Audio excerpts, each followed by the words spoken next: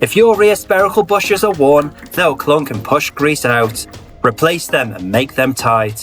When your bushes fail, you'll hear creaking like this. I'll show you how to remove them at home, then how to install them, even in a tight space, with no press, and what to do if they're going wonky. Let's start from the beginning. Spherical bushes, 2 of them, and getting them out at home is where the fight starts. You can try and push them out with a 3-legged puller, in theory, but in reality, they just slip. To remove these bushes, I'm using a bush puller kit. It does the job with little modification.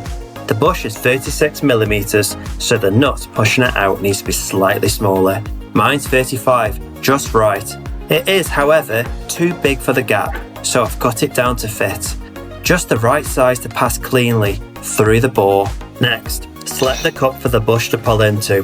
With that in place, the backing plate goes on, followed by the threaded rod and the bearing nut pass through the hub. The cut down nut is then fitted on the bush side. With everything aligned, it locks together and looks like this. With 2 spanners, it just winds out steadily.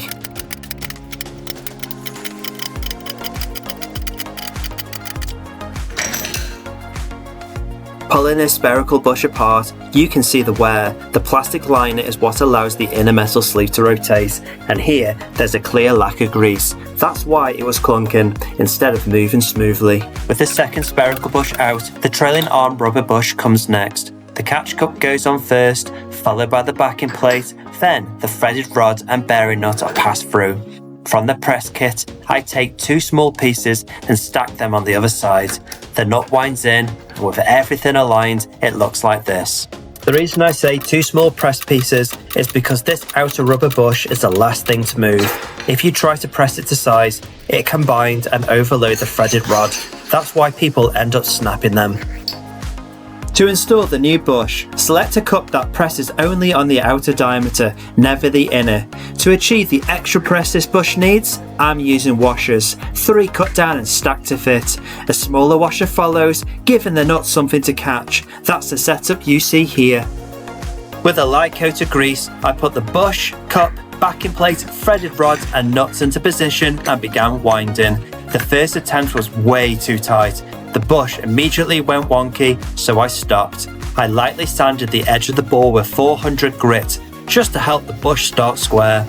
On the second attempt, it still tilted slightly, but the pressure felt right. Turning the spanner gently in the opposite direction to the wonk let itself align, and once it did, it pressed in smoothly without forcing. Removing the setup, we see a clean, fresh install. We proceed to do the same on the other side. Make sure the washers are lined up correctly and the hole is clear, otherwise you'll cut the rubber sleeve. To replace the trailing arm bush, first sand the rust from the edge. I'm fitting a poly bush. These are dry fitted and you never grease here. They push straight in. If anything, a touch of wash nut liquid helps. Once seated, coat the pin with silicone grease and press it through the center. Then apply grease to the outside as well. If you want to see more of this content, hit subscribe and check out GT4 Play where you can purchase all these parts.